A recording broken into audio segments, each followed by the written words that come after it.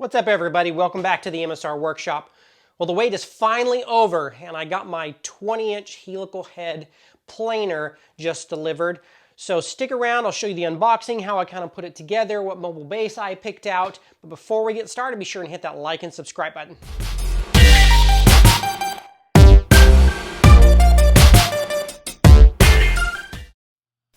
So the big day finally arrived. This was a Saturday morning, about 10:30 in the morning. They usually will call you about 30 minutes prior to arrival, and I paid for the liftgate service, which means they will take it out and supposedly you just drop it off at the curb, but they were nice enough to wheel it up to my garage. This is the part where I about had a heart attack when I saw it tip like that, and I'd been having nightmares because this is the second package I've had for them where it's been a little wobbly on the box. And as you saw in that last picture, he stared at me, and that's the last I took a picture of it because he needed me to actually help stabilize the package because the thing is stacked on 2 pallets. So the box itself is stacked on a pallet, and the pallet it comes on is not, it's forklift friendly but not pallet jack friendly.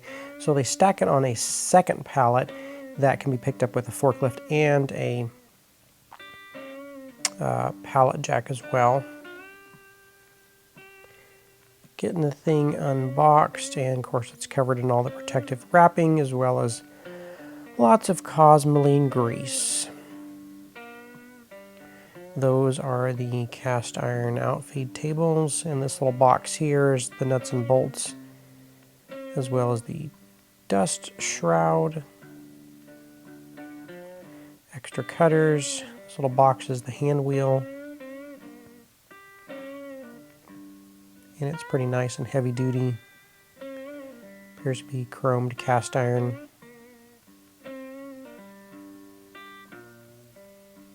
Just removing a little tape there to hold everything in place. And then it just slides on and there's a locking nut. These guys are nice because they slide in and out, and it's meant so you can pick this thing up with a forklift or get some heavy straps under if you have a hoist.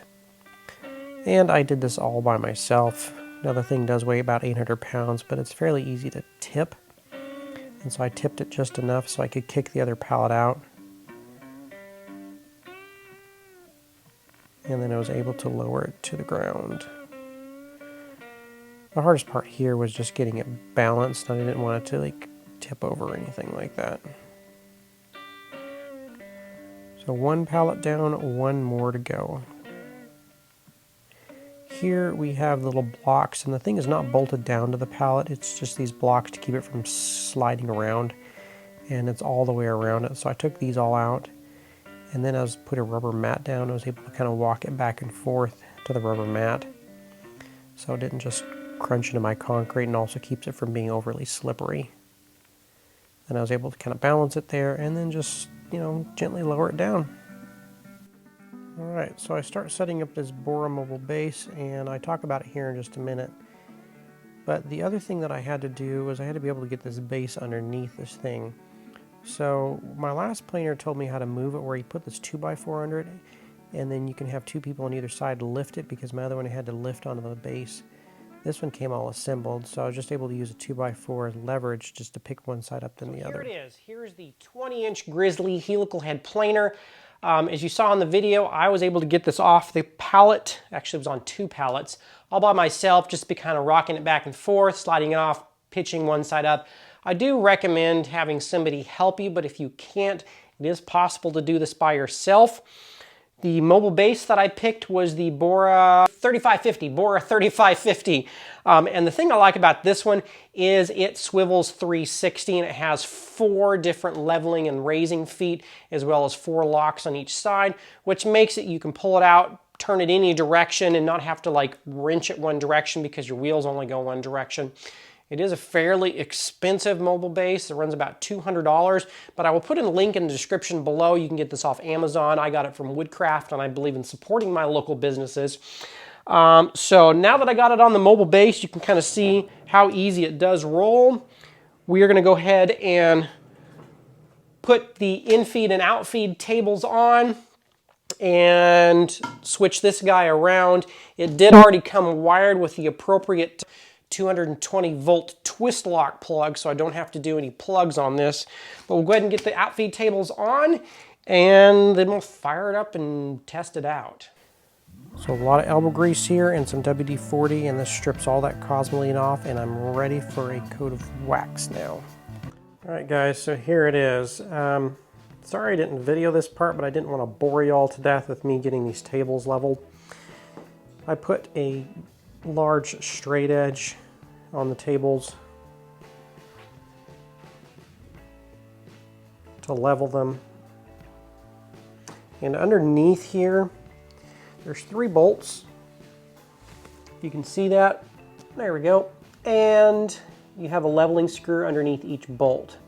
So it's a matter of kind of adjusting both of those, because once you tighten that top screw down, it tends to pitch it up a little bit if you've got that bottom leveling screw screwed in too much. So kind of go back and forth, then tighten them down. The easiest way to get the table on is to thread in one side when it's hanging down, and then swivel it up, and then finish tightening it down. A lot of cosmoline grease on this.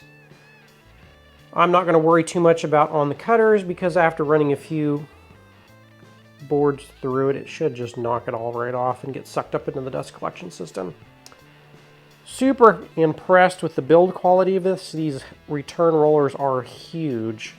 I didn't realize, I mean, you just can't realize how big this machine is until you see it in person. It really doesn't do it justice in pictures. Really like the hand wheel on this, and it's super easy to raise. I mean, I can do this with one finger. Very, very smooth. I've had some of these where I have to crank it pretty hard to get them to go up and down. This is incredibly easy to adjust, so you know, you can really fine-tune your cut. Only thing that I don't like, I mean, it just is my 15-inch planer that I had from Delta. This is the Gearbox cover. The other one was cast. This is actually a plastic one. And it appears that all of these are made the same between all the machines, so possibly I could source another one, just so the fact that I have a metal one. I mean, I would have liked to have seen a metal one. It's not a complete deal breaker for me, but you know, little touches. So I've got it all put together. I'll go ahead and put the dust shroud on, and then the dust port. And I have to go get an adapter, because I believe this is a 5-inch, and I've got to get it stepped down to a 4-inch. Let's grab a tape measure here and double check.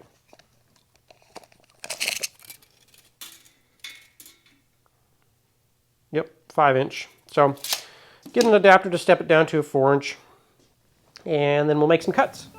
So the next thing I did here is went ahead and put a good coat of wax on it. First I stripped it with mineral spirits, then went back over it with denatured alcohol just to remove any little bit of residue. And then last but not least, the wax that I used was a wax called Colonite 476S, which is considered a double coat automotive wax. Really helps resist water and any staining or from moisture and stuff like that. I put it on my joiner that I got from Grizzly, and I have yet to have any little bit of rust on it. And then we went ahead and put the dust shroud on. This is a 5-inch port, and to screw it on, it came with a total of 6 bolts, 3 on the top and 3 underneath. That went really quick and easy to put that on. Alright guys, so we're getting ready to fire this up for the first time, and one thing the manual said to do was check the oil level in the gearbox. So if you get down here, you have a fill, sorry for the glare, there we go, hole right there, and it said to fill it with SAE 320. And if you don't have that, 85W140 is equivalent. Now to check the oil level, it says you can use an Allen key and you kind of stick it in the hole, and it should be right above the level of that hole there. Also, what you can do instead is I just took a cotton swab and bent it over. And first time I just bent it over about, oh yay much, and there was nothing on it. So I bent it over a whole bunch and stuck it in. There was still nothing on it at all. So what I'm going to do is I'm going to go ahead and drain the gearbox completely and then put the 85W140 in there because it said not to mix the gear oils. So we're going to get that done. I'll drain it completely, and the drain hole is just right there on the bottom.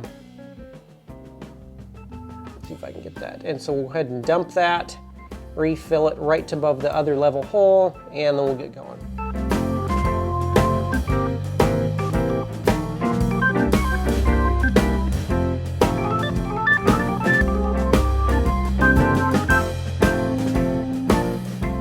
Okay, so next to fill it, we're going to use this, and we're going to use this oil pump. This is actually one that I use to change the oil for the lower on my boat. So this works really good, helps you get in that tight spot. It'd be nice if it was a fill hole from the top, but it's not the end of the world when you have this, and you'll just keep pumping until you get some leakage around that top fill hole, and then you should know you're full.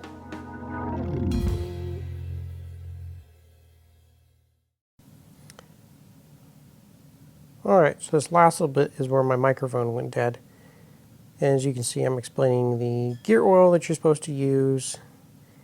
And it went, and I used about half the bottle, a little bit more, all the way down to that. I think it's a 400 milliliter marking line. So I used quite a bit. But I'm glad I did it because, you know, now I know exactly how much to put in there and exactly what was in there to begin with, so I don't have to worry that it was underfilled or overfilled or anyways. Okay, well, real quick before I get this started, I noticed a little noise in here. Well, I took this cover off right here, and the belts were a little bit loose and they were slapping something inside. So we went ahead and opened up the bottom here, and you can see the giant 5 horsepower single phase motor. But here is the supports for the belt. It's really easy. You just loosen the bottom nuts, and then you can just screw the top ones down and it pulls more tension on the belt.